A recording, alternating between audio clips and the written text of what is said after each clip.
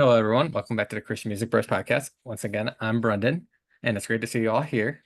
Like I said, our last episode, if you haven't paid attention, Brendan stepped away from the podcast, and he said he misses you all, and he hopes you're all doing well, and he'll see you guys sometimes and hop in when he wants to.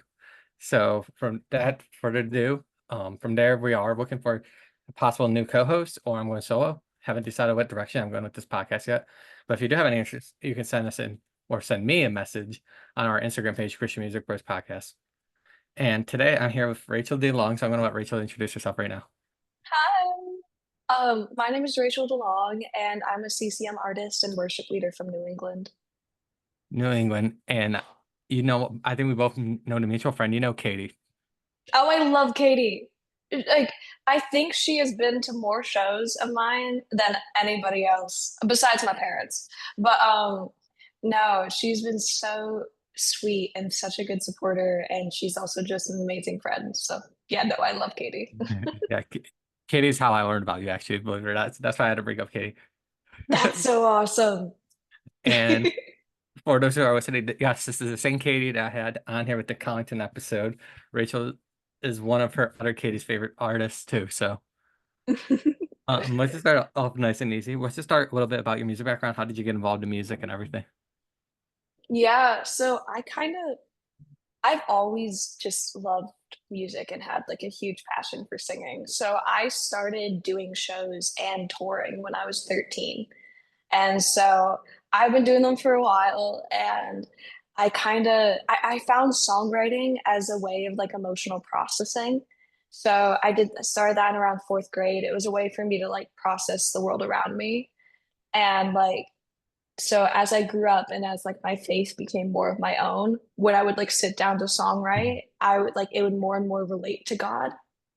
Like when I would sit down to like think about my life and how I'm feeling or what I'm processing as like my faith grew, it was more and more related to him.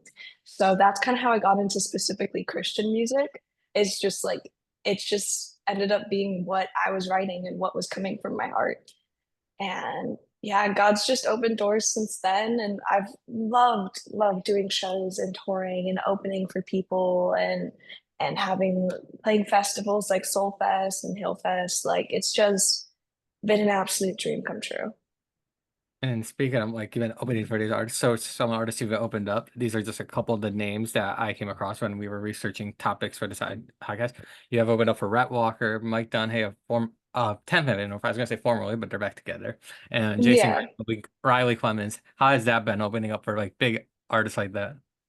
it's my favorite thing because you are like in like a show with somebody who is so seasoned in their craft. And so my favorite thing to do is to like after the show or after I do my opening set, I'll like ask the artist that I'm opening for like, "Hey, like they just got like a firsthand look at what I do. Like what can I do better? Give me like critiques, give me just like wisdom based off of your experience." And then it's so helpful for me to like better my craft and better my stage presence and how I'm able to engage and get my story and my message across. So I love it.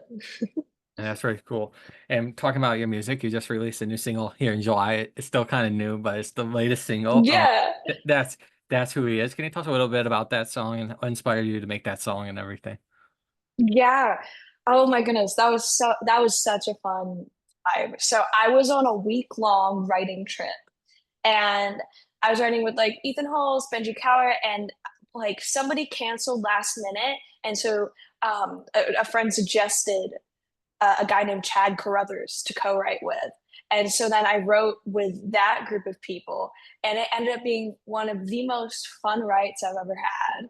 Like we would write a verse of the song, and then he would be like, "Okay, go up and sing it right now." And I was like, "Shouldn't we like go over it to make sure that I'm able to record it properly, like make sure all the words are right?" And he's like, "No, you got instincts, trust them, just go with what God gave you, like go with like your talent and just like don't think about it." And like it was just such a stretching writing room, but also so great because like I would do something right or hit a note that was high, and he would just like take a cluster of picks and chuck them at me, being like, "Do that again." So it was a lot of fun, but like the message of the song and what I brought to that room was like I feel like sometimes basically I had a rough high school experience. I growing up in New England, there's not a lot of Christians there. And so I was trying to write for middle school me. I was trying to write for what I would have needed to hear and what I would have needed to see and be reminded of when I was young. And that was, I needed somebody who was standing strong and confident in who God is and what that makes me as his daughter. And so that's kind of where the song came from. It's just kind of the identity of God and talking about the identity that I have because of that. That's really cool. And like we said, we released that single. Looking forward. Do you have any new singles coming out soon or anything you're working on? If you can't share anything, that's cool, but it's okay. Well, I don't want to I overpush boundaries. no, no, no, no. Thank you, thank you. It actually has been an amazing season of writing for me, and I have an upcoming EP coming out for the first time, which is really exciting.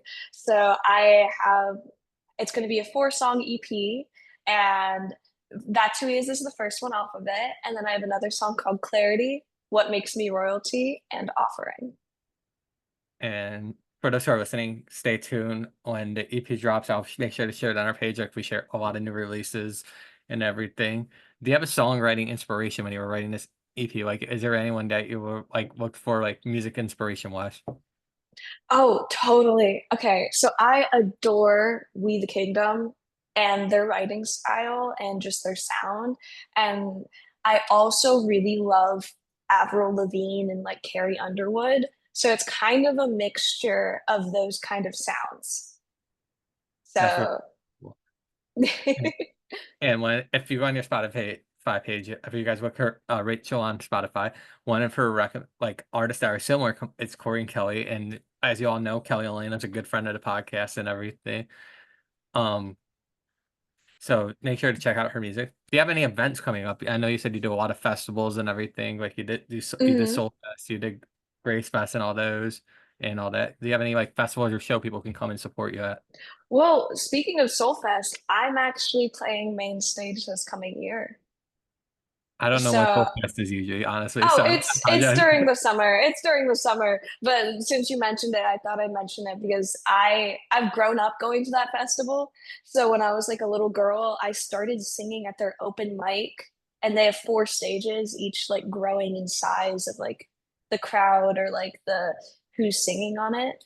Um, and I started at their open mic, and then over the years, I got to play their smallest stage, then their next biggest stage, then their next biggest stage, and now I'm playing main stage, which is crazy.